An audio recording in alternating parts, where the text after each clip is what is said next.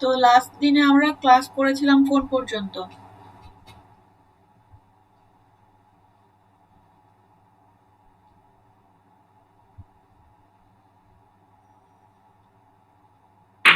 Madam CSS box model.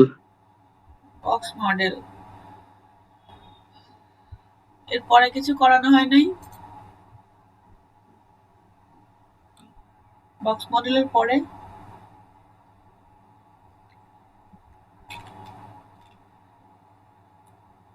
Text, font এগুলো তো মনে হয় করানো হয়েছে, হয় নাই? না ম্যাডাম হয়নি। হ্যাঁ,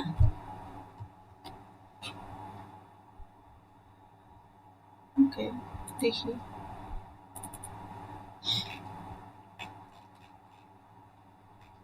এই যে আইকন পর্যন্ত হয়েছে।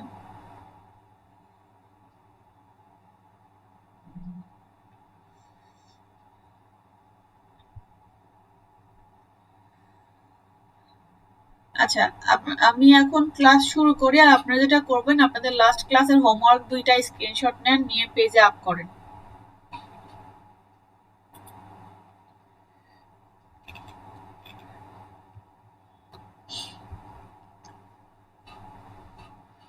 তাহলে আইকন পর্যন্ত হয়েছে। আমরা আজকে শুরু করব লিংক থেকে। তো লিংক আমরা HTML দিয়ে করা অলরেডি করেছি, অ্যাঙ্কর ট্যাগ দিয়ে বা এ ট্যাগ দিয়ে আমরা লিংক করতে পারবো। বাট লিংক করতে গেলে যেটা হয়, যখন আমরা কোনো লিংকে যাই দেখবেন লিংকটা প্রথমে একটা রকম কালার থাকে, যখন আপনি ওইটা ক্লিক করে ধরে রাখেন তখন একরকম কালার হয়, যখন আপনি অলরেডি ভিজিট করে ফেলেন তখন একরকম কালার হয়, আবার যখন মাউসটা ওই টপিকস এর উপরে নেন তখন কিন্তু কালারটা অন্যরকম হয়। তো এই যে চারটা রকম আলাদা আলাদা কালার বা আলাদা আলাদা ডিজাইন, এই টপিকসটা আপনি সিএসএস দিয়ে করতে পারবেন। তো তার জন্য আমরা কি করতে পারি? তার জন্য আমরা ফার্স্ট একটা অ্যাঙ্কর ট্যাগ নিব।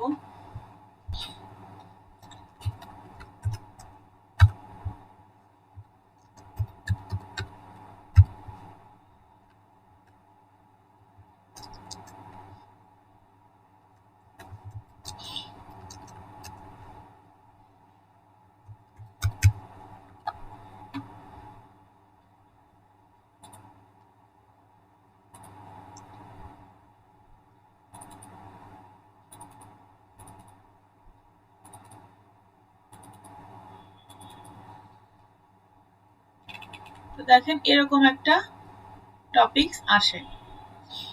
যদি আমরা এখন এটাকে চেঞ্জ করতে চাই তাহলে কি করব?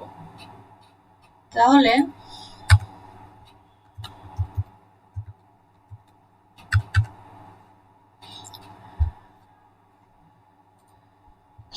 এই কাজের জন্য আমরা এখানে ব্যবহার করব সুডো ক্লাস নামে একটা প্রপার্টি।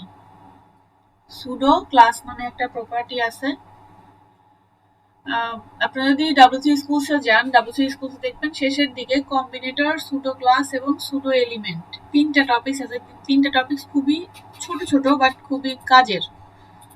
যদি আমি এখানে দেখাই,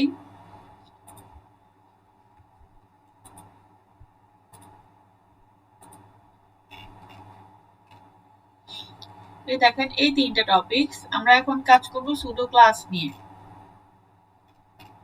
সুডো ক্লাস লিখে কিভাবে? সুডো ক্লাস লিখতে হচ্ছে, দেখেন প্রথমে সিলেক্টর নেম, দেন আপনার কোলন, দেন আপনার সুডো ক্লাস, যে ক্লাসটা থাকবে সেই ক্লাসটা, তারপরে প্রপার্টি ভ্যালু, একদম সিম্পল। তো এখন যদি আমরা অ্যাঙ্কর ট্যাগের জন্য সুডো ক্লাস ব্যবহার করতে চাই তাহলে কিভাবে ব্যবহার করব? তো প্রথমে অ্যাঙ্কর ট্যাগের জন্য আমার অ্যাঙ্কর ট্যাগ নিতে হবে, তার মানে আমি নিলাম কি সিলেক্টর, দেন আমার কোলন, তারপরে আমাকে নিতে হবে কি সুডো ক্লাস। আমি এখন কি কাজ করব? আমি প্রথমে কাজ করব যে যখন আমার অ্যাঙ্কর ট্যাগটা লিংক থাকবে তখন কি কালার হবে। তো আমি এখানে দিব লিংক, এখানে সুডো ক্লাস নেম হচ্ছে লিংক, দেন প্রপার্টি আমি দিব কালার, ভ্যালু দিলাম রেড।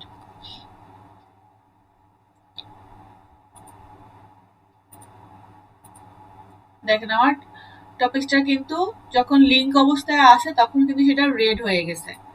ওকে, সেকেন্ড অপশন হচ্ছে অ্যাঙ্কর ট্যাগ।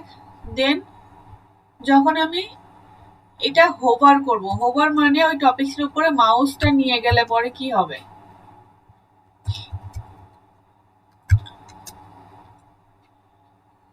দিলাম ব্লু, তাহলে আমি পেজে গেলাম, রিলোড দেই, দেখেন মাউসটা এর উপর নিয়ে আসলেই কালারটা চেঞ্জ হয়ে যাচ্ছে, তার মানে হোভার হচ্ছে। হোভার মানে আপনি যখন কোনো কন্টেন্টের উপরে মাউস পয়েন্টার নেবেন তখন যে চেঞ্জটা হবে ওইটাকে বলা হচ্ছে হোভার। আর হোভার হচ্ছে একটা জাভাস্ক্রিপ্ট জাভাস্ক্রিপ্ট ইভেন্ট, এটাকে বলা হয় on mouse over. On mouse ওভারটা হচ্ছে জাভাস্ক্রিপ্ট ইভেন্ট, যেটাকে আপনি হোভার, যেখানে যেটারে আমরা হোভার বলে কাউন্ট করছি। ওকে, তাহলে আমার দুইটা টপিকস হলো, যখন লিংক অবস্থায় থাকবে, যখন আমি হোভার করব। আপনারা কি আছেন? জি ম্যাডাম। জি ম্যাডাম। তারপরে আমি করব হচ্ছে যখন আমি টপিকসটা অ্যাক্টিভ রাখবো, দ্যাট মিন্স আমি যখন এটারে ক্লিক করে ধরে রাখবো তখন কি হবে? তাহলে আমি দিলাম অ্যাক্টিভ, অ্যাক্টিভে দিলাম কালার একটা,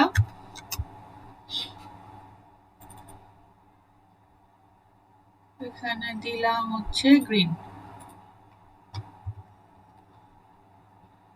তাহলে পেজে গেলাম, রিলোড দিলাম, এখন দেখেন আমি মাউসটা জাস্ট ক্লিক করে ধরে রাখবো, চেঞ্জ হয়েছে। তাহলে কিন্তু আমরা তিনটা কালার পেয়ে গেলাম, তিনটা কালার কিন্তু আমরা পেয়ে গেলাম।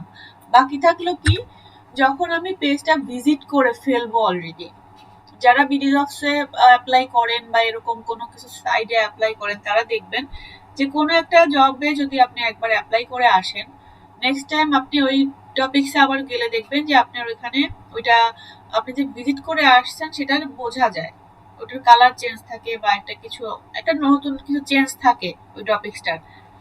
তো সেই টপিকসটা কাজ করার জন্য আমরা এখন করব ভিজিটেড।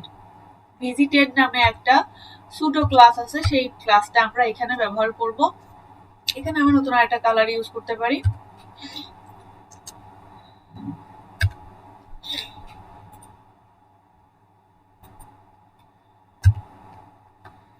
তাহলে পেজে যাব, রিলোড দিব, তাহলে এই হচ্ছে আমার, যখন টপিকটা অ্যাক্টিভ থাকবে তখন রেড, যখন আমি হোভার করব তখন ব্লু, যখন আমি ক্লিক করে ধরে রাখবো তখন গ্রিন, যখন আমি ক্লিক করে ফেলবো তখন দেখেন কালারটা কিন্তু চেঞ্জ হয়ে গেছে, আমরা এটা অলরেডি ভিজিট করা হয়েছে, এখন আর কিন্তু রেডে ফেরত আসবে না সে, অলরেডি আমি এটা ভিজিট করে ফেলছি।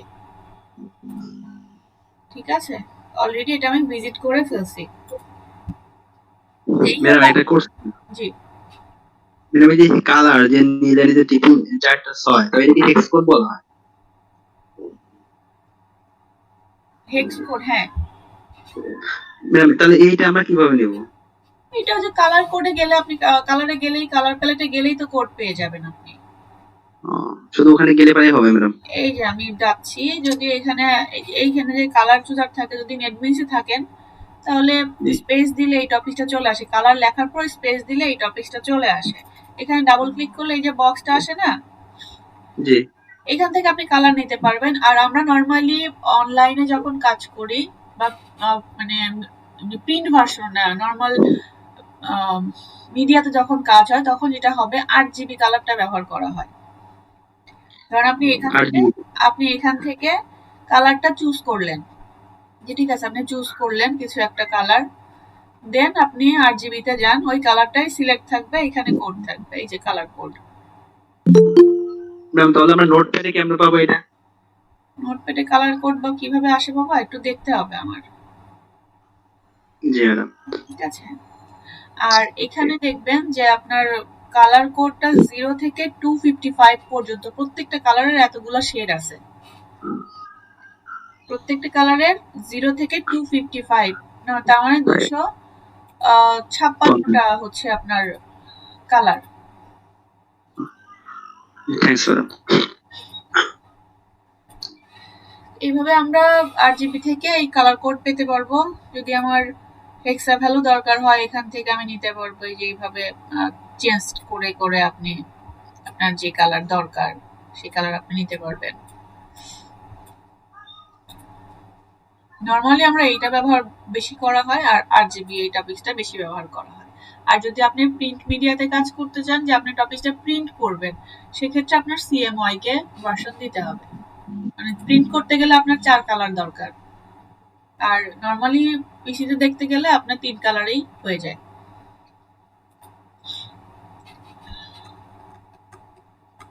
এই হলো আপনার লিংকের কাজকর্ম। ওকে, এরপরে আমরা চলে যাব লিস্টে। দেখেন এখানে প্রপার্টি কিন্তু আপনি অনেকভাবে চেঞ্জ করতে পারেন। যে আমি শুধু কালার চেঞ্জ করেছি, আপনি ইচ্ছে করলে তখন আন্ডারলাইন অ্যাড করতে পারেন, আপনি তখন ইচ্ছে করলে বোল্ড করতে পারেন। মানে আপনি প্রপার্টি এখন এখানে আপনি এন্টার করে করে যতগুলা খুশি অতগুলা প্রপার্টি কিন্তু ব্যবহার করতে পারেন। আচ্ছা, তো নরমালি এখানে কালারটাই ব্যবহার করা হয়। আর আরেকটা টপিকস হয় যে টেক্সট ডেকোরেশন নান করা হয়, যাতে আন্ডারলাইনটা না থাকে।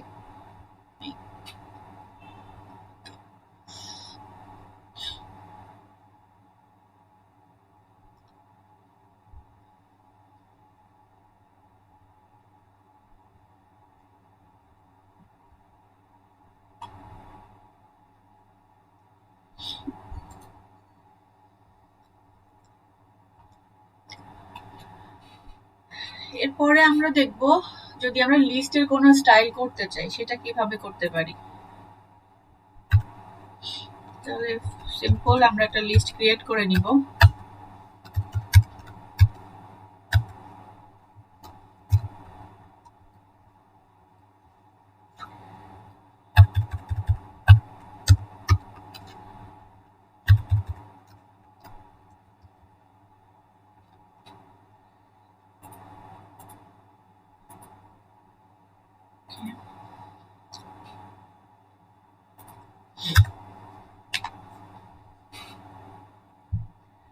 তাহলে আমার লিস্ট শুরু হচ্ছে কি দিয়ে? লিস্ট শুরু হচ্ছে ওএল দিয়ে। তাহলে প্রথমে আমার ওএল এর ডিজাইনটা করতে হবে। আপনি যখন ডিজাইনে কাজ করবেন তখন আপনার প্রথমে যে টপিকসটা বুঝতে হবে সেটা হচ্ছে আপনি কার জন্য কাজ করছেন।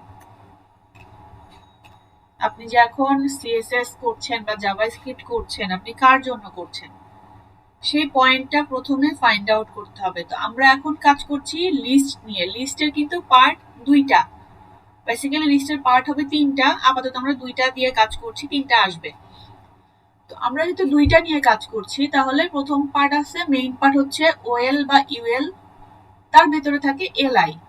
তাহলে প্রথমে আমার ওএল এর কাজ করতে হবে। এখন যখন আপনি ওএল বা ইউএল করবেন তো কি হয় যে এইগুলা কিন্তু বাই ডিফল্ট চলে আসে। যদি আপনি এগুলা না চান তাহলে এগুলা আপনি চেঞ্জ করে ফেলতে পারেন, আর যদি মনে করেন যে না থাক তাহলে থাকবে। তাহলে ওএল এ আমরা কি করতে পারি, পুরো ওএল এর জন্য আমরা একটা ব্যাকগ্রাউন্ড কালার অ্যাড করতে পারি।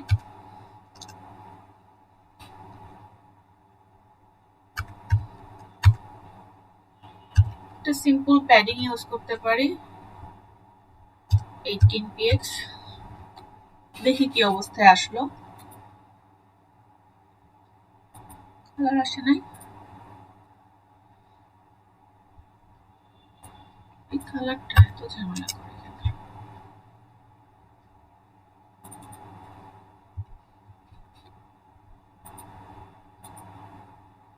কালার চলে আসলো।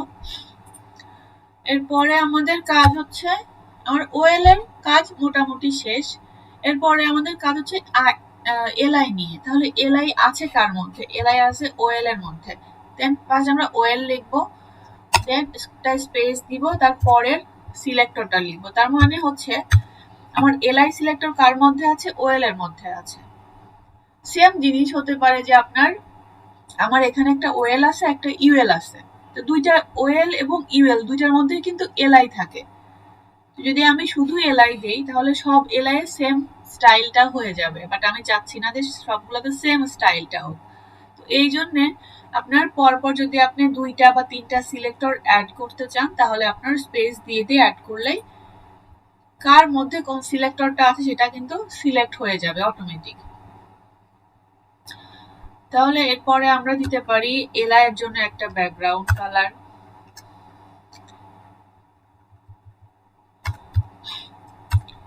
তারপরে আমরা দিতে পারি তার জন্য একটা প্যাডিং।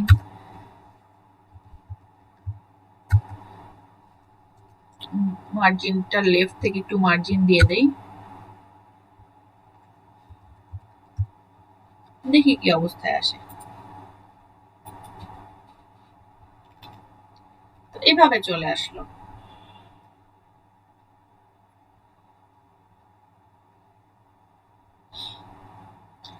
এখন যদি আপনি মনে করেন যে না মার্জিন লেফট হবে না, এটা শুধু মার্জিন হবে 4 পিক্সেল হবে, তাহলে কি হচ্ছে দেখি।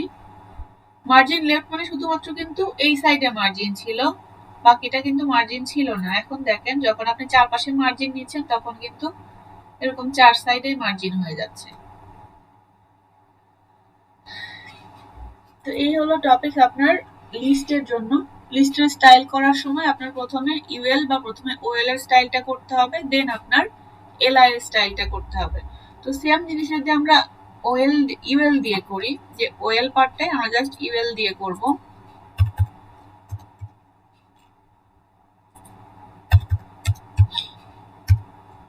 তাহলে কি হবে। যদি আমি ইউএল নেই, আচ্ছা আমরা পেজে গিয়ে আগে দেখে আসি কিভাবে আসলো। কিভাবে আসে, তো যখন আমরা ইউএল নিব, ইউএল দিয়ে সাধারণত আমরা মেনু বার করব। তো মেনু বার করতে গেলে মেনু বারে কিন্তু এই পয়েন্টগুলো থাকে না। তো এই পয়েন্টগুলো যদি আমি রিমুভ করে ফেলতে চাই, যে আমি পয়েন্টগুলো রাখবো না, তাহলে কি করবেন। তাহলে আমরা করব হচ্ছে একটা ব্যাকগ্রাউন্ড কালার দিতেই পারি।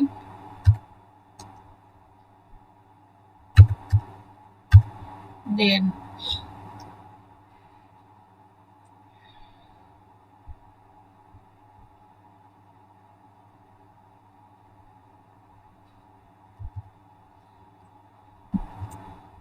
এই যে লিস্ট স্টাইল টাইপ, এটা দিতে হবে নান। তার মানে লিস্টের কোনো স্টাইল থাকবে না। এই যে আপনার টপিকস গুলা কিন্তু উঠে গেছে। যদি আমরা এখানে কোনো কিছু না চাই, 1 2 3 বা কোনো সিম্বল যদি না চাই, তাহলে সরি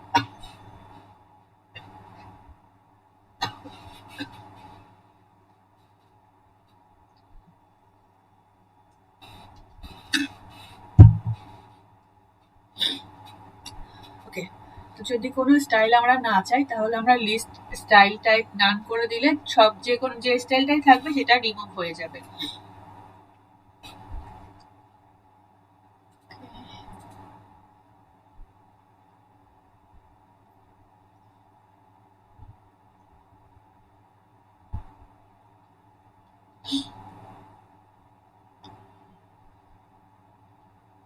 তো এই গেল হচ্ছে আপনার লিস্ট। এরপর আমরা HTML দিয়ে টেবিল করেছিলাম, কিন্তু টেবিলে সেরকম কোনো স্টাইল করতে পারি নাই। এবার যদি আমরা CSS দিয়ে করি, তাহলে কিন্তু টেবিলের আমরা সুন্দর একটা স্টাইল করতে পারবো। তাহলে টেবিল ক্রিয়েট করি।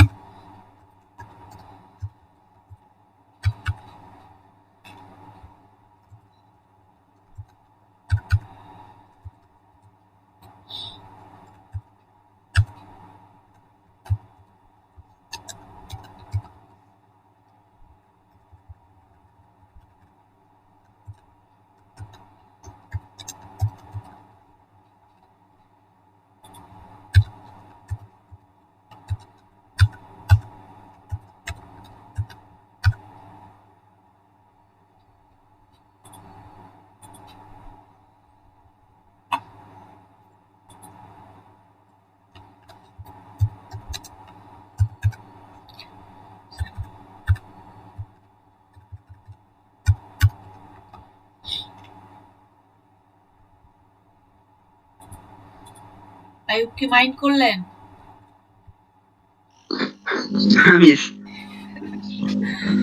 আচ্ছা, তাহলে আমাদের টেবিল কিন্তু ক্রিয়েট হয়ে গেল।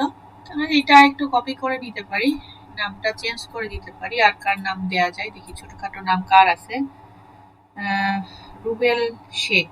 শেখ স্পেলিংটা একটু ঝামেলা।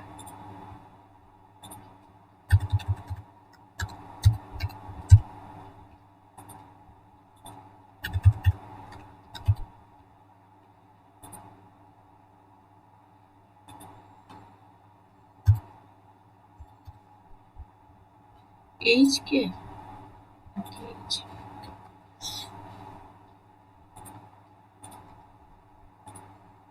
হলো। তাহলে এখন আমরা স্টাইল করব টেবিলের জন্য। তাহলে আমরা চাচ্ছি সবার বর্ডার দিব, যেহেতু সবার বর্ডার দিব সরি, তাহলে আমরা কি করতে পারি, টেবিল, যেহেতু আমি টেবিল টিআর টিএইচ বা টিডি সবাইকেই আমি বর্ডার দিব, তাহলে আমি এখানে যেটা করতে পারি, আমি এখানে গ্রুপ সিলেক্টর ব্যবহার করতে পারি। গ্রুপ সিলেক্টরটা কি, যখন একই সঙ্গে অনেকগুলো সিলেক্টরের কাজ একই সাথে করা হয়, তাহলে যদি আমরা গ্রুপ সিলেক্টর লিখতে চাই তাহলে আমরা করব কিভাবে, কমা দিয়ে দিয়ে পরবর্তী সিলেক্টরটা লিখে দিব, তাহলেই কাজ করবে। তাহলে এখানে আমরা দিব হচ্ছে বর্ডার 1px সলিড, দেখি কি আসে। তাহলে বর্ডার চলে আসলো, কিন্তু এখন দেখেন আপনার টেবিলে বর্ডার হলো, তারপরে টিএইচ এ বর্ডার হলো, টিডি তেও বর্ডার হলো, তাহলে অনেকগুলো বর্ডার হয়ে একটু হেজি লাগছে। তো আমি চাচ্ছি বর্ডারগুলো একটু একসঙ্গে হোক এবং টেবিলটা একটু বড় হোক, একদম ফুল স্ক্রিনে আসুক। তাহলে টেবিল যদি ফুল স্ক্রিনে চাই তাহলে টেবিল ওয়াইড 100% দিলে আমার পুরা বক্স জুড়ে টেবিল নিয়ে নেবে। Okay fine. তাহলে আমরা কি করতে যাচ্ছিলাম, আমরা বর্ডারটা কলাপস করতে যাচ্ছিলাম। কলাপস মানে তো বুঝি সবাই,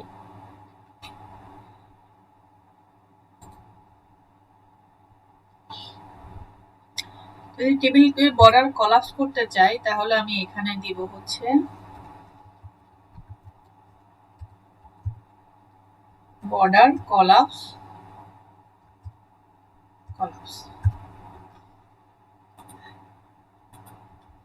দেখেন এখন শুধু সিঙ্গেল বর্ডার, সবার জায়গাতেই বর্ডার আছে, আপনার টিএইচ এও বর্ডার আছে, টিডি তেও বর্ডার আছে, কিন্তু কোথাও ডাবল বর্ডার নাই, সব জায়গাতেই সিঙ্গেল বর্ডার।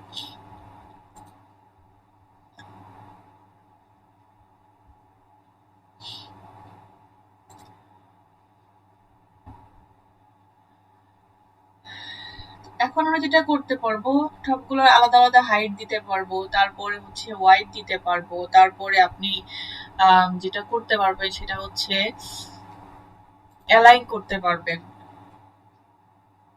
যে এখানে আমার দেখেন টিডিতে এসে লেখাগুলা সাইডে চলে গেছে, বাট আমার টিএইচ এ বাই ডিফল্ট এটা সেন্টার থাকে। তাহলে আমার কি করতে হবে, টিডি টপিকসটা একটু সেন্টার করতে হবে। তাহলে আমি টিডিতে যাব, টিডিতে গিয়ে টেক্সট অ্যালাইন সেন্টার করে দিব। টেক্সট অ্যালাইন সেন্টার করি, তাহলে টেক্সট অ্যালাইন এভাবে সেন্টার হয়ে যাবে।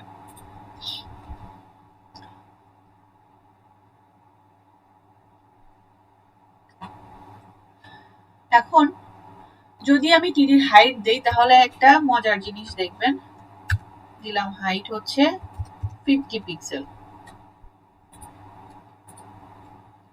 তাহলে দেখেন এই টপিকস গুলো একদম সেন্টারে থাকে। টিডির মধ্যে আপনি যে কন্টেন্ট গুলো অ্যাড করবেন সেটা টিডির একদম মাঝখানে থাকবে, মানে মাঝখানে বলতে যদি লেফটেও থাকে তাহলে ওপর এবং নিচে সমান পরিমাণ জায়গা সে ছাড়বে। তো যদি সেম জিনিসটা আমি ওপর থেকে বা নিচ থেকে শুরু করতে চাই তাহলে কি করব, তাহলে আপনি যেটা করতে হবে, আপনি টিডিতে গিয়ে লিখতে হবে ভার্টিক্যাল অ্যালাইন, যদি টপে চান তাহলে টপ, যদি বটমে চান তাহলে বটম। এই যে ঠিক যেখানে চাচ্ছেন সেভাবে আপনার লিখতে হবে, এটা দুইটা লিখতে পারবেন, টপ এবং বটম।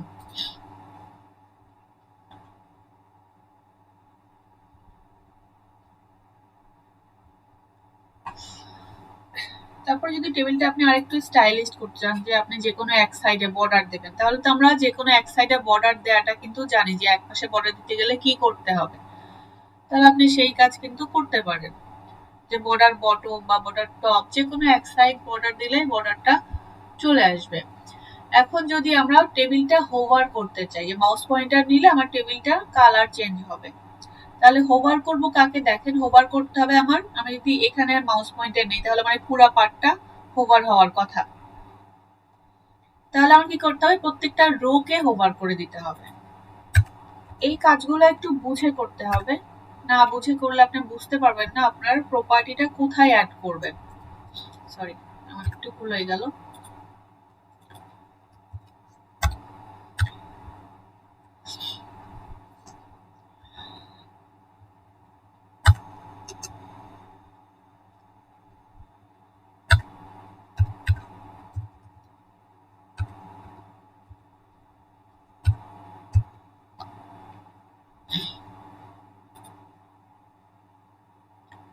ঠিক আছে, তাহলে হোভার করে ফেললাম কিন্তু।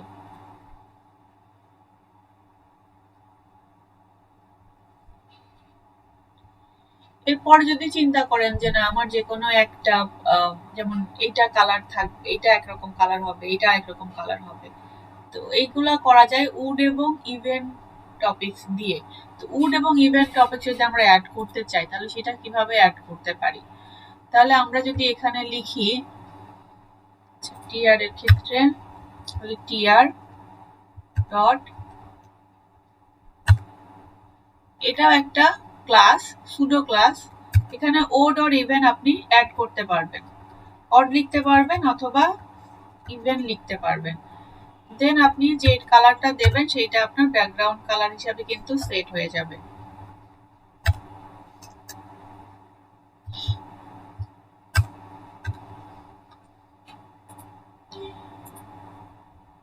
তাহলে জোড় সংখ্যাগুলো আমার, যদি আমি এরপরে আরেকটা টিডি নেই তাহলে সেই টিডির কালারটাও কিন্তু এরকমই হবে।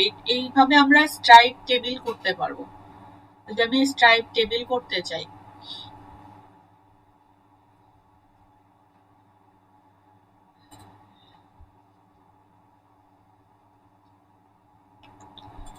এরপরে থাকলো যদি আমরা টেবিলটাকে রেসপন্সিভ করতে চাই তাহলে কিভাবে করব? তা আমাদের কিন্তু অলরেডি টেবিলটা ওয়াইড করেছি 100%। যদি টেবিল 100% ওয়াইড থাকে তাহলে এটা ছোট করলে এভাবে ছোট হবে, বড় করলে বড় হবে, এটা সিম্পল। তো যদি আমরা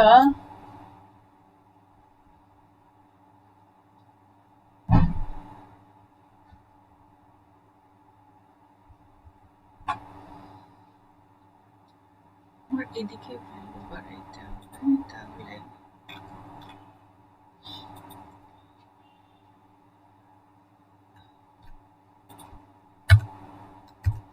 টিচ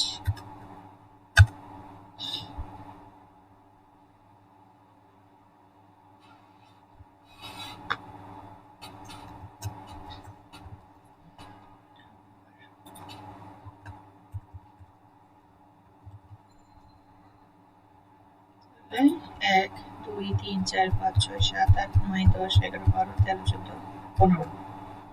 ওকে, 1, 2, 3, 4, 5, 6, 7, 8, 9, 10, 11, 12, 13, 14, 15। আমি জাস্ট টেবিলটাকে একটু বড় করতেছি।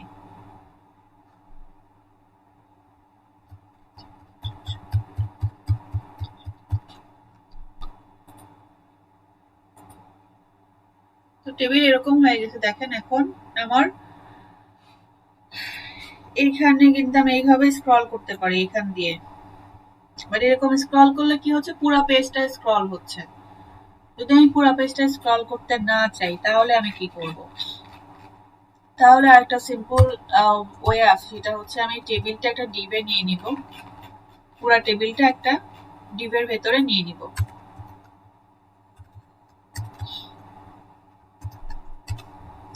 নিয়ে নিলাম। এরপরে যদিও এই প্রপার্টিটা আমাদের শেখা হয় নাই, বাট এই প্রপার্টিটা আমরা সামনে শিখব। জাস্ট এখানে আপনি ব্যবহার করবেন ওভারফ্লো এক্স অটো। এই প্রপার্টি আমরা যখন করব তখন এই টপিকটা ক্লিয়ার হয়ে যাবে, এখন এত টেনশন করার দরকার নেই। বাট যদি আমরা টেবিলটা পাশাপাশি স্ক্রল করতে চাই তাহলে আমরা এখানে ওভারফ্লো এক্স অটো ইউজ করব। তাহলে দেখেন আমার স্ক্রল বাটনটা এখানে চলে আসবে, যেটা আগে পুরো পেজে ছিল সেটা আমার এখানে চলে আসবে। তার মানে আমার টেবিলটা কিন্তু এখন রেসপন্সিভ হয়ে গেছে। আপনি যতই ছোট করেন আপনি কিন্তু এখানে স্ক্রল বারটা পেয়ে যাবেন, এখান থেকে আপনি স্ক্রল করে কাজটা করতে পারবেন। হিয়ার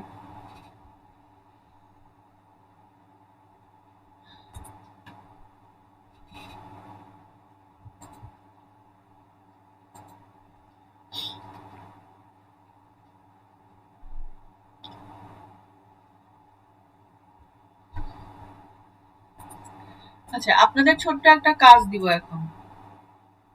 যেহেতু হোমওয়ার্ক করেন না, 10 মিনিটের একটা কাজ দিব। একটা টেবিল করবেন। জাস্ট আমি যে কোডটা ইউজ করলাম এখন, যে আপনার পাশাপাশি স্ক্রল হবে। খাতা কলম আছে সবার কাছে? হ্যালো,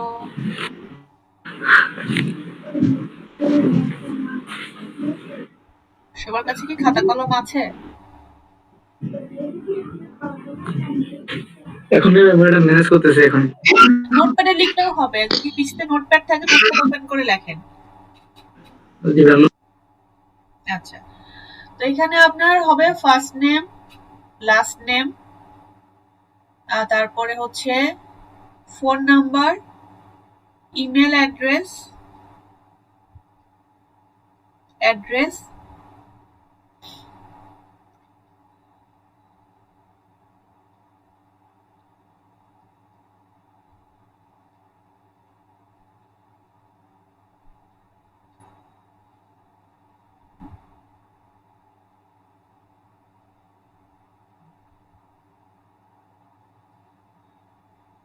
লিখছেন সবাই? First name, last name, email, তারপর ইমেল, ফোন, অ্যাড্রেস,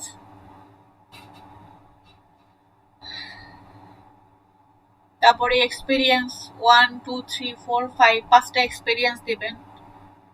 এক্সপেরিয়েন্স বলতে যে আপনি এই কাজটা পারেন, যে আপনি এখন HTML পারেন বা আপনি CSS পারেন।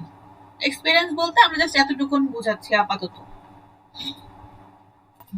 এই যে বাবা কোড সেম, এগুলো তো আলাদা করে কালার শালারের জন্য করা হয়েছে। বেসিক তো এই যে এইটা, এইটুকুন তো আপনিও দিয়েছেন।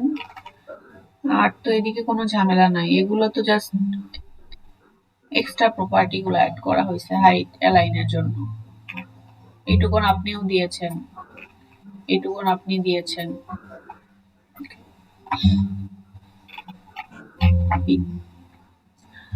ওকে, তাহলে আমরা এর পরে যেটা করতে যাচ্ছি, টেবিল সবাই মোটামুটি করতে পারবেন তো?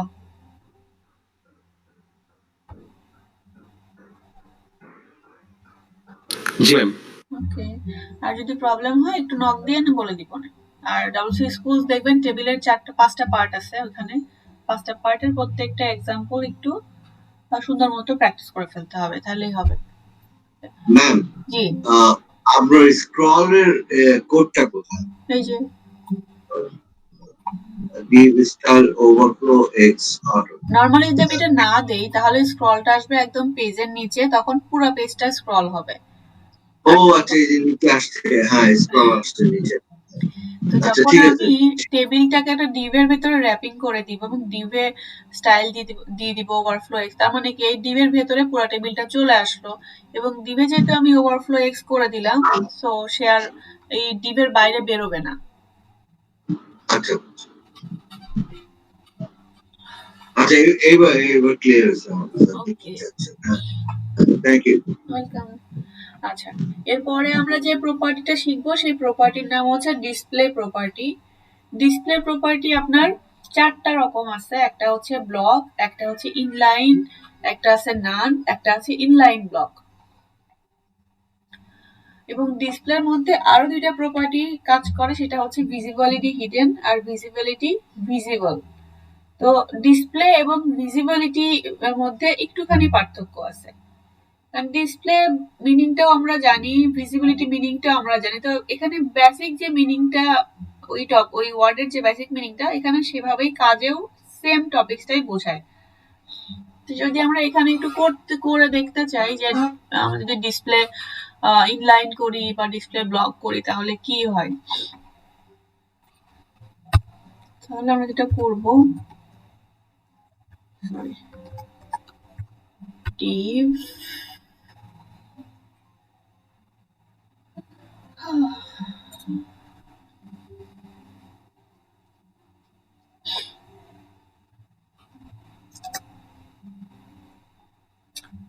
আচ্ছা, এটা সবচেয়ে ভালো হয়।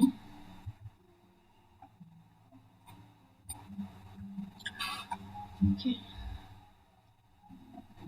আর একটু পেজ নিয়ে করি ডিসপ্লে।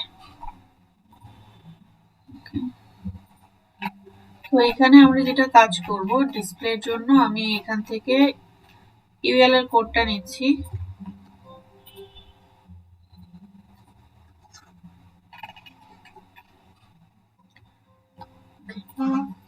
তাহলে আমি ইউএল এর কোডটা নিলাম। এখন যেটা হবে, বেসিক্যালি ইউএল দিয়ে আমরা কিভাবে মেনু বার করতে পারি, মেনু বারের একটা সিম্পল এক্সাম্পল এখানে চলে আসবে। তাহলে আমরা যখন মেনু বার করব তখন এল এর মধ্যে আবার নিব হচ্ছে অ্যাঙ্কর ট্যাগ, কারণ মেনু বার কিন্তু সাধারণত কি হয়, লিংক হয়।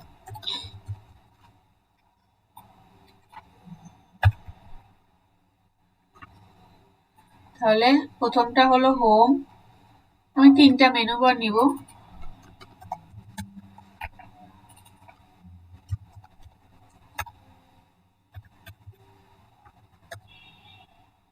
ওকে,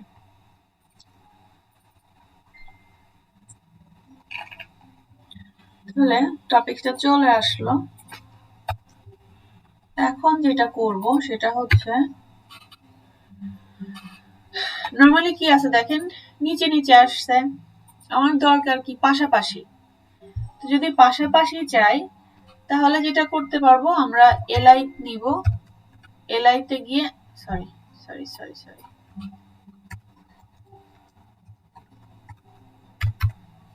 এলআই, এলআই কে বলে দিব ডিসপ্লে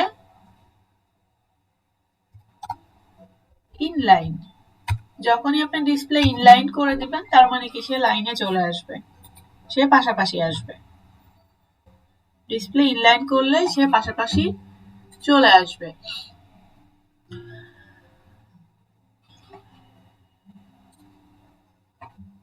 ইনলাইন এবং ইনলাইন ব্লক দুইটা সিমিলার কাজ করে, বাট ইনলাইন করলে যেটা হবে, ইনলাইনের পাশে যদি আপনার কোনো, আপনি ইনলাইন করেছেন কোনো একটা প্রপার্টি বা কোনো একটা কন্টেইনের, এখন পাশে কিছুটা স্পেস আছে, সেই স্পেসে অন্য কোনো কন্টেন্ট চলে আসতে পারে।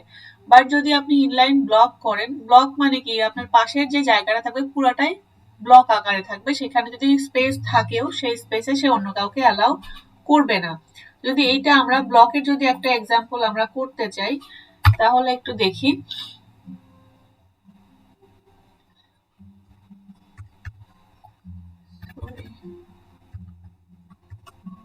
স্প্যান ট্যাগ নিলাম।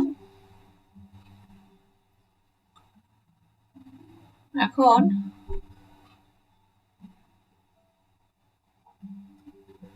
একটু লেখা দরকার,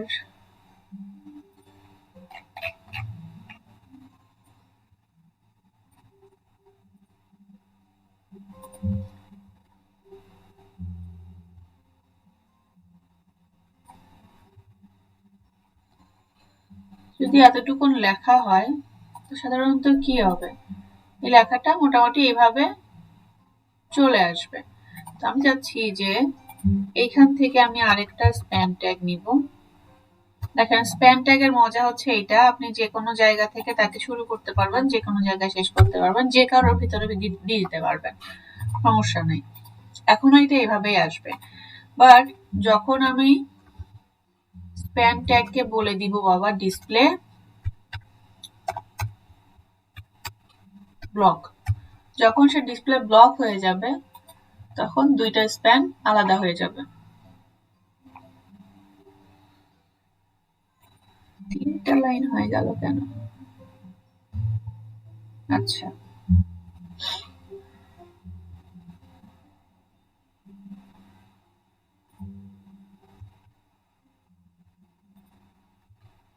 একটুখানি আমার ভুল হয়েছে।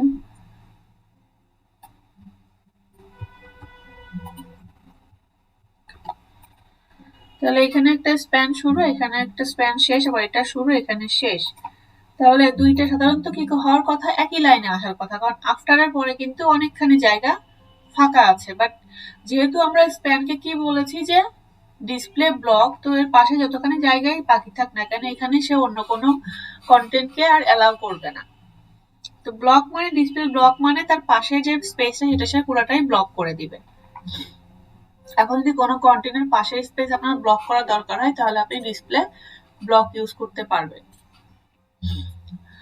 এখন সেম জিনিস যদি আমরা এখানে স্প্যান ইনলাইন না দিয়ে ব্লক দিয়ে দেই তাহলে যেটা হবে, আমার এই যে এখানে মেনু বার যে আমরা ক্রিয়েট করলাম, এই মেনু বারের পাশে এখন আর কাউকে সে অ্যালাউ করবে না, পুরো জায়গাটাই সে নিয়ে নেবে।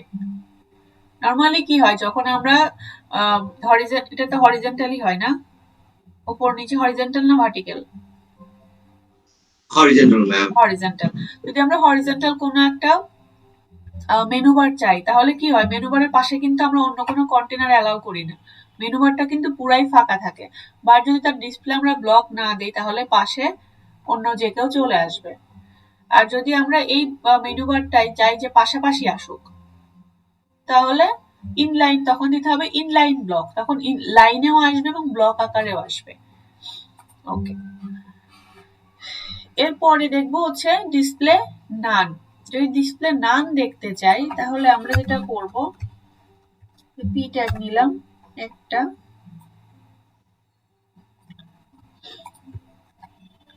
দুইটা, এটার একটা ক্লাস দেই, ক্লাস এ,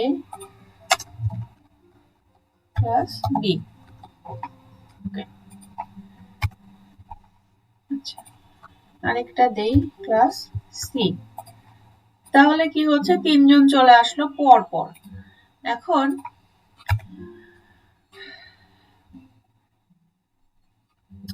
আমি দিলাম হচ্ছে ডট এ, তাকে দিলাম আমি ডিসপ্লে ব্লক। ওকে, দেন ডট বি কে আমি দিলাম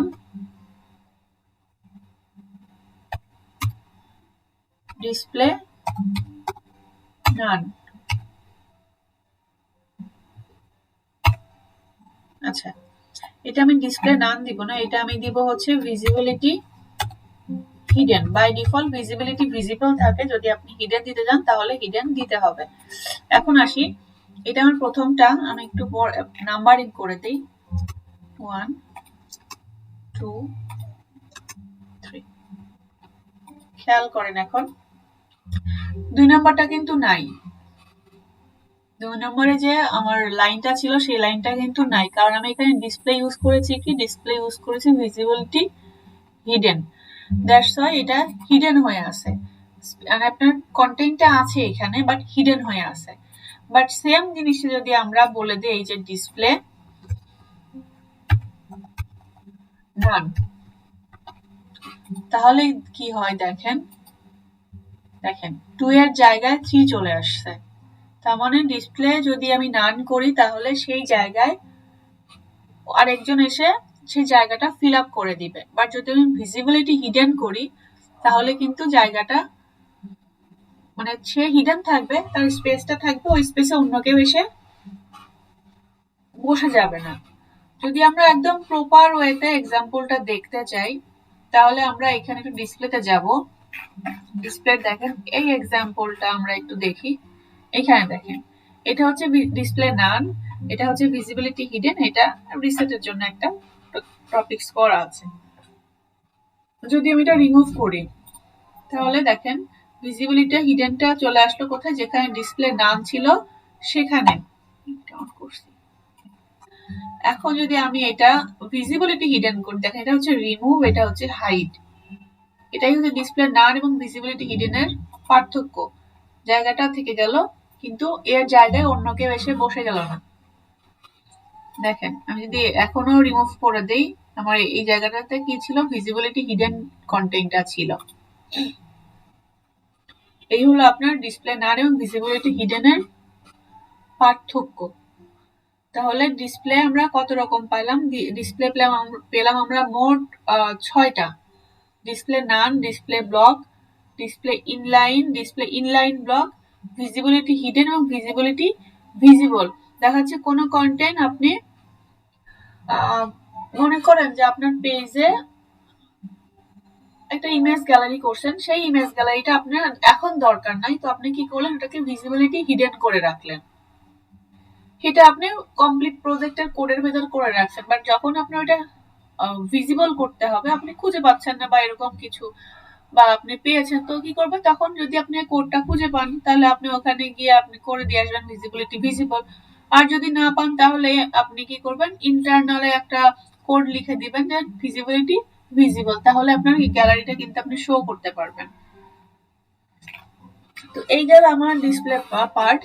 দেখেন এখানে সবগুলোর এক্সাম্পল সুন্দর মতো দেয়া আছে, একটু নিজেরা দেখে নিলেই হবে, খুব টাফ কিছু না, বাট এটা সব জায়গাতে লাগবে, ডিসপ্লে প্রপার্টিটা সব জায়গাতে লাগবে।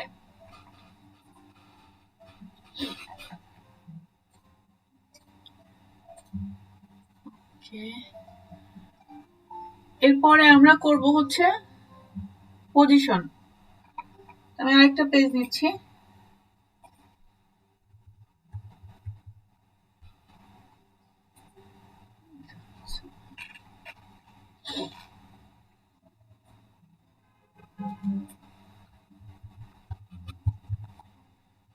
পজিশন,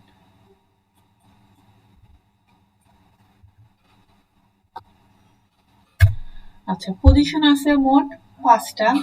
প্রথমটা আছে স্ট্যাটিক, সেকেন্ডটা আছে হচ্ছে ফিক্সড, তারপরে আছে হচ্ছে স্টিকি, তারপরে আছে হচ্ছে রিলেটিভ, তারপরে আছে হচ্ছে অ্যাবসোলুট। এই হচ্ছে মোট 5টা পজিশন।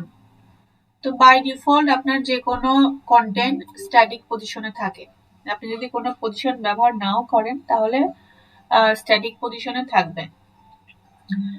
এরপরে আসে ফিক্সড। ফিক্সড পজিশনটা আমরা যদি চিন্তা করতে চাই, ফিক্সড পজিশনটা কি, ফিক্সড পজিশনটা যদি আমরা কোনো অ্যাড বা ম্যাক্সিমাম পেজে দেখবেন মেনু বারটা মানে ফিক্সড হয়ে থাকে, আপনি যতই স্ক্রল করেন এটা উপরে বা নিচে চলে যায় না, একটা জায়গায় ফিক্সড হয়ে থাকে। তো সেটা হচ্ছে আপনার যদি কোনো কন্টেন্ট ফিক্স করতে হয়, এটা আপনার মার্জিন বুঝে যে আপনি টপে করবেন না বটমে করবেন না লেফটে করবেন না রাইটে করবেন, এটা বলে দিতে হবে, সে অনুযায়ী সে ফিক্সড হয়ে যাবে।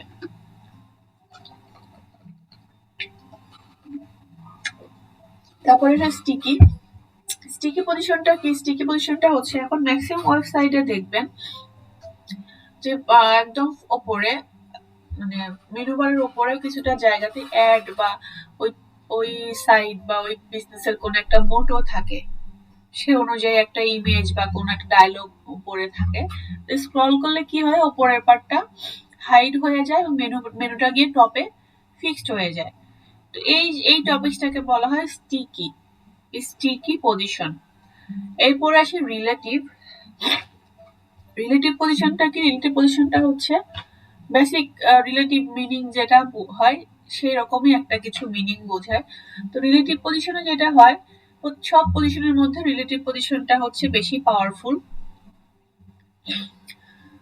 তো আমরা এই জন্য কি করি, সব যে কোনো কাজের ক্ষেত্রে মেইন টপিকসটাকে রিলেটিভ পজিশন দেওয়া হয়, কারণ আপনি যদি অন্য কোনো কন্টেন্ট বা অন্য কোনো পজিশনের ভেতরে রিলেটিভ পজিশনটা দেন, তাহলে রিলেটিভ পজিশনটা যেহেতু বেশি পাওয়ারফুল সে সবার উপরে উঠে বসে থাকে, অন্য কারো কোনো কমান্ড সে শুনতে চায় না। তো এই জন্য কি করতে হয়, মেইন টপিকস গুলা বা মেইন কন্টেন্ট গুলা পজিশন রিলেটিভ করতে হয়। এখন রিলেটিভ পজিশনটা বেসিক্যালি কি, রিলেটিভ পজিশনটা হচ্ছে আপনি ধরেন একটা ডিভ নিলেন, তার একটা হাইট ওয়াইট দিলেন এবং তার পজিশন দিলেন রিলেটিভ। তো যখন আপনি পজিশনটা রিলেটিভ দিলেন, তো মনে করেন যে আপনি চিন্তা করলাম যে আপনি দিলেন হচ্ছে কোথায়, এরকম একটা জায়গায় বা এতখানি জায়গা ফাঁকা রেখে আপনি এখান থেকে একটা বক্স ক্রিয়েট করলেন। তো যদি এরকম একটা বক্স ক্রিয়েট করেন তাহলে রিলেটিভ পজিশনটা যেটা করে, সে এইখান থেকেই পুরো ক্যালকুলেশনটা শুরু করবে। নরমালি কি হয় যে আমরা কোনো কন্টেন্ট নিলে কন্টেন্টটা এই বডির যে একটা মার্জিন আছে, পুরো বডির তো একটা মার্জিন আছে, সেই মার্জিন থেকে তার মার্জিনটা ক্যালকুলেশন করে। যেমন আমরা এই যে টপিকসটা অ্যাড করেছি এখানে কিছুটা জায়গা ফাঁকা আছে, তার মানে এই টপিকসটা হচ্ছে বডি মার্জিন। তার মানে যদি এখন এই কন্টেন্টটার মার্জিন দেই তাহলে কি করবে, সে এইখান থেকে মার্জিনটা ক্যালকুলেশন করবে। বাট রিলেটিভ পজিশনটা কি করে, তাকে যে আপনি এখানে শুরু করলেন এখন যদি আপনি তাকে বলেন যে ভাই তুমি লেফট মার্জিন 50 পিক্সেল সরে যাও, সে এইখান থেকে সরে যাবে। এটা হচ্ছে তার লেফট জিরো টপ জিরো। যদি টপটা ধরি তাহলে এটাই তার জিরো, যদি লেফট ধরি তাহলে এইটাই তার জিরো। নর্মালি প্রত্যেকের লেফট জিরো টপ জিরো হচ্ছে এই কর্নারটা, তার মানে ফুল বডিটা। বাট যখন আপনি পজিশনটা রিলেটিভ ইউজ করবেন, তাকে আপনি ঠিক যেখানে ক্রিয়েট করবেন, ক্রিয়েট করার পর পজিশনটা দিবেন, ঠিক সেখান থেকেই সে তার ক্যালকুলেশনটা শুরু করবে। এই জন্য বলে যে রিলেটিভ পজিশনটা হচ্ছে কাজ করে তার নিজের সাপেক্ষে, তারপর সে নিজে যেখানে থাকে তার পুরো ক্যালকুলেশনটা ওইখান থেকেই শুরু করে। আর যদি আমরা অ্যাবসোলিউটে যাই, অ্যাবসোলিউটটা নর্মাল সবার মতোই বডি মার্জিন থেকে তার ক্যালকুলেশনটা শুরু করবে। তো এখানে টপিক হচ্ছে যে অ্যাবসোলিউট পজিশনটা কাজ করে বডি সাপেক্ষে, রিলেটিভ পজিশনটা কাজ করে তার নিজের সাপেক্ষে। ওকে ওকে, যদি আমরা এক্সাম্পল দেখতে চাই, কারণ পজিশন দিতে গেলে আমাদের যেটা হয়, পজিশনের মার্জিনের একটা ব্যাপার আছে, পজিশন মার্জিনটা চেঞ্জ করা যায় না। চেঞ্জ করা যায় না বললে ভুল হবে, পজিশন মার্জিনটা লেখার একটা ধরন আছে, সেই ধরনটা একটু আমাদের শেখা দরকার। ওকে, তো আমি যে ডিভটা নিলাম, ডিভে যদি আমি একটা ক্লাস দিয়ে দেই, এটার ক্লাস দিলাম রিলেটিভ।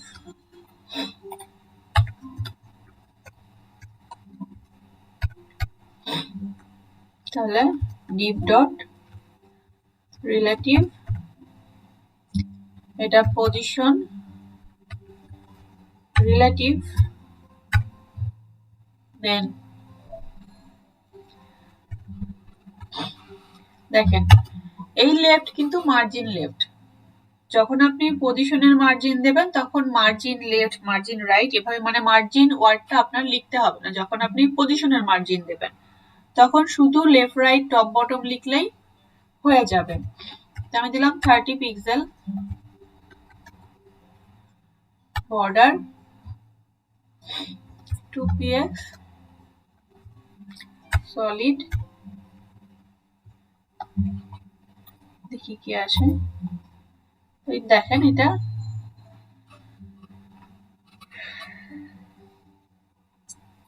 আচ্ছা, যদি আমি লেফট মার্জিনটা না দিই তাহলে কি হচ্ছে প্রথমে সেটা দেখেন। আমি শুধু এই টপিকটাকে একটা পজিশন দিলাম, এই পাশে ফাঁকা আছে, নরমালি একটা কন্টেন্ট যেভাবে পেজে আসে সেভাবে কিন্তু সেই পেজে চলে আসলো। এখন আমি তাকে যদি লেফট মার্জিন 30 পিক্সেল দেই তাহলে নরমালি কি হওয়ার কথা, এই পাশ থেকে 30 পিক্সেল সরে যাওয়ার কথা, বাট কি হচ্ছে দেখেন, এই পাশ থেকে 30 পিক্সেল সরে যেতে কিন্তু এর ভেতরে ঢুকে যাচ্ছে। নরমালি কিন্তু ভেতরে ঢোকে না কোনো কিছু। এখানে যদি আমরা আরো একটা ডিভ নেই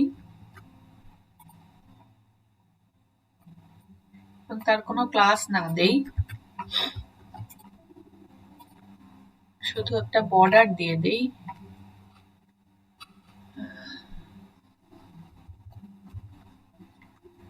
স্টাইল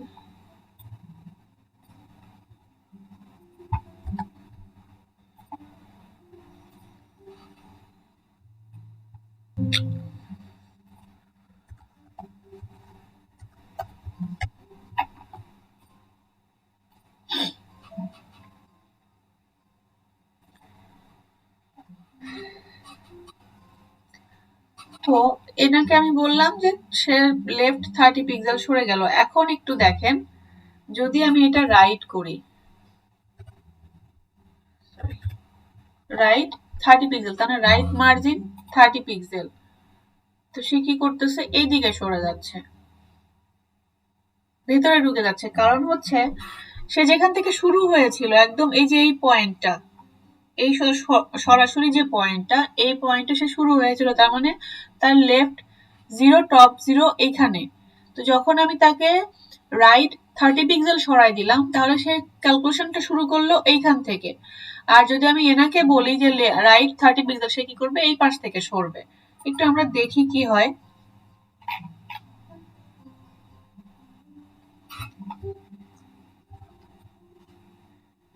মার্জিন রাইট 30 পিক্সেল দেখেন এই পাশ থেকে সে পুরাটা সরে আসলো, এর ভেতরে কিন্তু ঢুকে গেল না।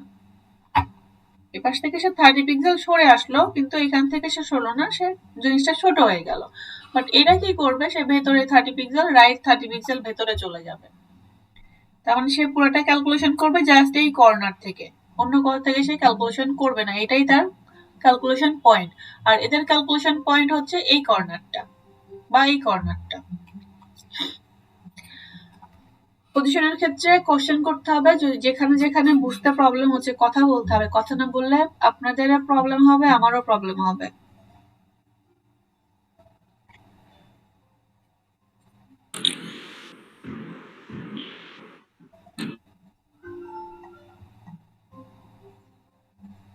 কোনো কথা নাই?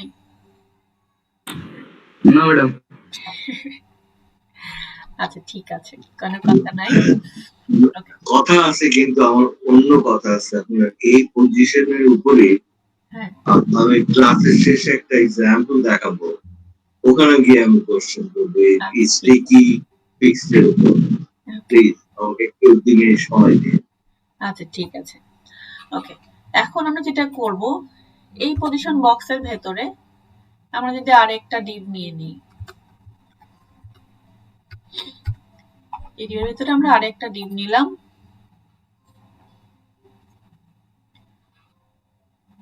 এই ডিভের ক্লাস দিব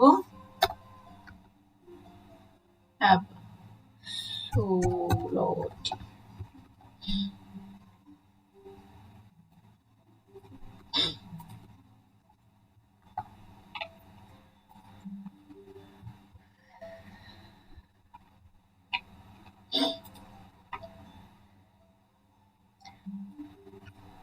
একটু চেঞ্জ করব, বর্ডার থাকবে, একটা হাইট দিব,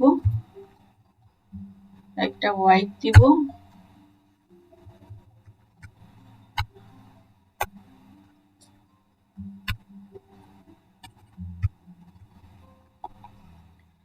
এটা গেল রিলেটিভ। এরপরে আমরা করব হচ্ছে div ডট অ্যাবসোলুট, এটার পজিশন হচ্ছে অ্যাবসোলুট।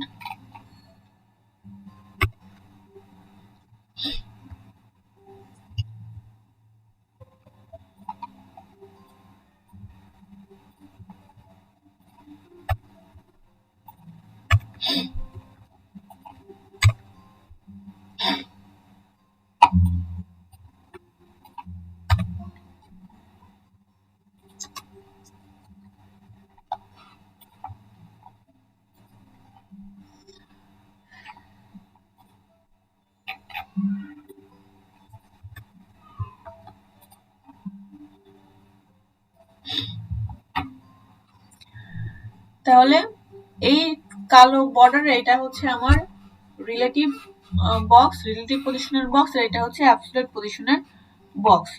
এখন যদি তাকে আমি মুভ করাইতে চাই, যে অ্যাবসোলিউটটা আমি মুভ করাবো, তাহলে এখন অ্যাবসোলিউটের মেইন টপিক মানে মেইন ডিভ কিন্তু রিলেটিভটা। এখন যদি অ্যাবসোলিউট ক্যালকুলেশন করে তাহলে কিন্তু এই ডিভের বাইরে সে যাবে না, এই ডিভের পুরাটাই সে ক্যালকুলেশন করবে। আপনি এখানে তার মার্জিন যেভাবে অ্যাড করবেন সে কিন্তু সেভাবে মুভ করবে। তাকে যদি আমি বলে দিই যে টপ 50 পিক্সেল, তাহলে টপ 50 পিক্সেল কি হয়েছে, সেফটি নাই, তাহলে 50 পিক্সেল নিচে চলে আসলো। এখন তাকে আমি বললাম রাইট 0, তো রাইট যখন 0 বললাম তো তাহলে সে এই পাশে চলে আসলো। খেয়াল করেন, রাইট 0 বললাম, সে এই পাশে চলে আসলো। এখন জাস্ট আমি পজিশনটা চেঞ্জ করে দিব, এটা অ্যাবসোলিউট দিব, এটা রিলেটিভ দিব, দেখি কি হয়।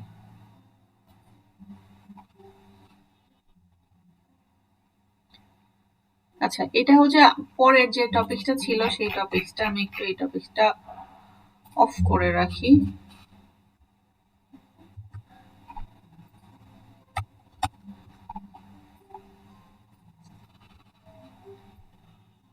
দেখেন, তার রাইট 0, সে কিন্তু এখানেই চলে আসে, কিন্তু এই পাশে আসে নাই। যখন টপিকসটা ছিল এইটা, যখন অ্যাবসোলিউট ছিল, এটা রিলেটিভ ছিল, তখন অ্যাবসোলিউট বক্সটা রাইট 0 বলতে এখানে চলে আসে।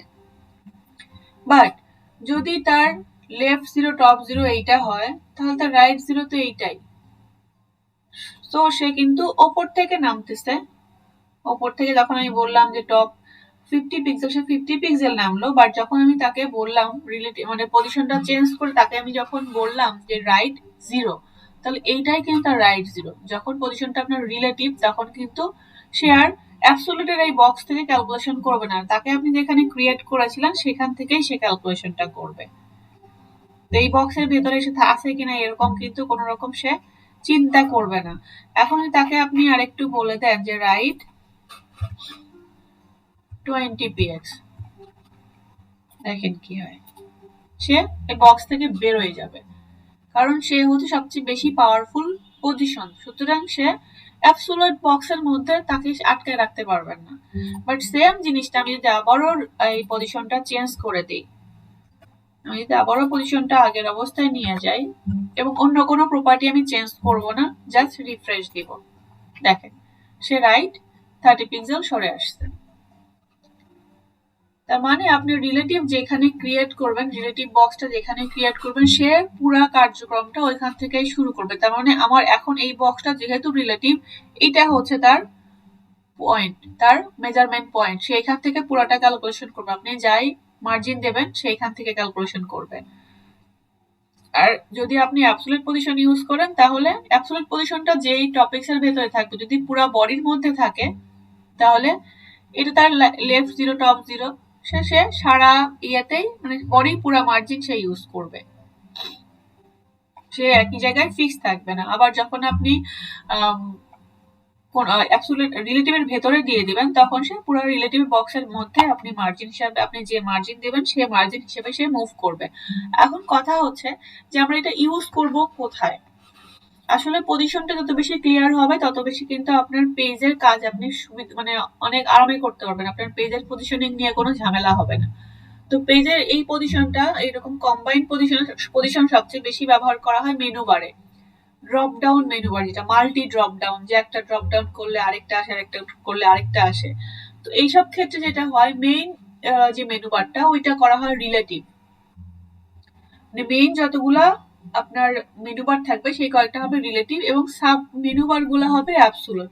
তো আপনি যখন মেইন মেনু বারটাকে রিলেটিভ করে দিবেন, তখন সে কি হবে, তাকে যেখানে আপনি ক্রিয়েট করবেন সে কিন্তু ওইখানে থাকবে, ওইখান থেকে মুভ করবে না। বাট সাব মেনু বার গুলা অ্যাবসোলিউট যদি আপনি করে দেন এবং তাকে যদি আপনি মার্জিন দিয়ে দেন, তাহলে কি হবে যে মেইন মেনু বার থেকে আপনি তাকে যে পরিমাণ মার্জিন দিবেন সেই পরিমাণ টপ বটম লেফট রাইট আপনি যেখানে তাকে আসতে বলবেন সেখানে সে চলে আসবে।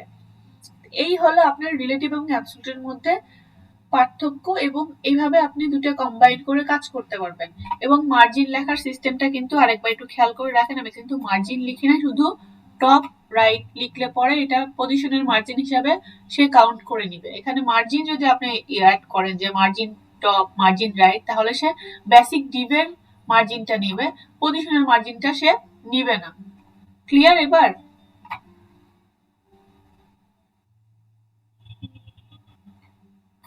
হ্যালো, আমার পোলাপান কথা কয় না। কি ম্যাম? ক্লিয়ার। আচ্ছা, তো ফিক্সড পজিশন এবং স্টিকি পজিশন আপনারা একটু নিজেরা প্র্যাকটিস করবেন, কারণ এটা ইজি আছে। এখানে দেখেন এক্সাম্পল গুলা সুন্দর মতো দেয়া আছে। আচ্ছা, আমি এখান থেকে যাই কেন, এই যে এখান থেকে, কারণ পজিশন অ্যাবসলিউট এবং রিলেটিভ বুঝাই না দিলে বোঝা মুশকিল। বাট স্টিকি এবং এই দেখেন স্টিকিটা কি হয়, উপরে একটা টপিকস থাকে, স্ক্রল করলে আপনার এই কন্টেন্টটা স্টিকি হয়ে যায়, বাকি টপিকসটা স্ক্রল হয়। এবং এই উপরে যে পার্টটা থাকে এইটার জন্য বেসিক্যালি এই স্টিকি পজিশনটা ব্যবহার করা হয়। আপনি ফিক্সড করলে আবার এটা ব্যবহার করতে পারবেন না, স্টিকি করলে এটা ব্যবহার করতে পারবেন। এখানেও স্টিকের জায়গাতেও আপনার পজিশন অ্যাবসলিউট রিলেটিভের কিছু কাজ আছে। এই যে পজিশন স্টিকি এখানে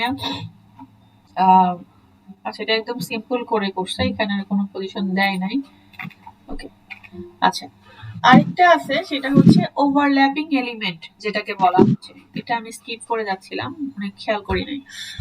এটা কি হয়, যে আপনি কোনো কন্টেন্টের ওপরে আরেকটা কন্টেন্ট অ্যাড করতে যাচ্ছেন না নিচে অ্যাড করতে যাচ্ছেন। যেমন এখানে কি আছে, ইমেজের উপরে কিছুটা ছবি দেয়া আছে, ইমেজের উপরে ছবি দেয়া আছে, তার মানে কি আমার ইমেজটা টেক্সটের নিচে থাকতে হবে। তো যখন কোনো কন্টেন্টের নিচে আপনি আরেকটা কন্টেন্ট অ্যাড করবেন, তাহলে যেটা আপনি নিচে অ্যাড করতে যাচ্ছেন তার জন্য আপনার জেড ইন্ডেক্স -1 ইউজ করতে হবে। পজিশন আপনি অ্যাবসলিউট ইউজ করেন, বাট এখানে জেড ইন্ডেক্স লাগবে -1। আর যদি আপনি টপিকসটা উপরে চান তাহলে আপনার +1। যদি আমরা টপিকটা নিচে চাই তাহলে মাইনাস, যদি ওপরে চাই তাহলে প্লাস। এর জন্য আমরা ইউজ করব জেড ইন্ডেক্স প্রপার্টি। ওকে, আর এতটুকু ইউজ করা হয়েছে আপনার এই ইমেজটা কোথায় আপনি নিচ্ছেন তার জন্য। বাট যদি আমি এটা নাও চাই, যে ঠিক আছে আমার ইমেজটা যে কোনো জায়গায় থাক, বা আমার ফুল, অনেক সময় দেখবেন যে আমার একটা ডিভ নিলাম, ডিভের পুরোটা মিলায় একটা ইমেজ আছে, এখন এই ইমেজের উপরে আমার লেখা দিতে হবে, তাহলে সেটা আপনি জেড ইন্ডেক্স করে কিন্তু অনায়াসে দিতে পারবেন। তো এই হলো ওভারল্যাপিং। যে এটা একটু দেখলে পরে সুন্দর মতো ক্লিয়ার হয়ে যাবে আরো। ঠিক আছে, এখানে সবগুলোর এক্সাম্পল করা আছে। তাহলে আজকে আমরা শিখলাম কম, কিন্তু টপিকস গুলো বড় বড়, কারণ পজিশনটা সব যতগুলো পার্ট সবগুলো পার্ট নিজেরা প্র্যাকটিস করবেন।